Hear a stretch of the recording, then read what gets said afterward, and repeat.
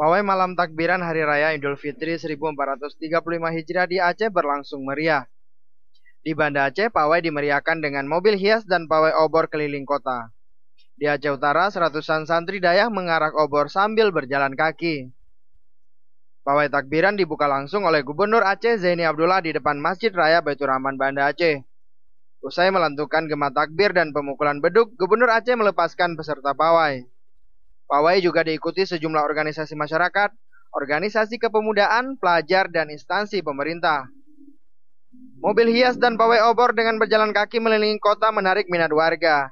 Sejumlah bendera Palestina dan pakaian ala pejuang Palestina mendominasi peserta pawai. Ribuan warga memadati jalan sepanjang rute yang dilalui peserta pawai takbiran tersebut.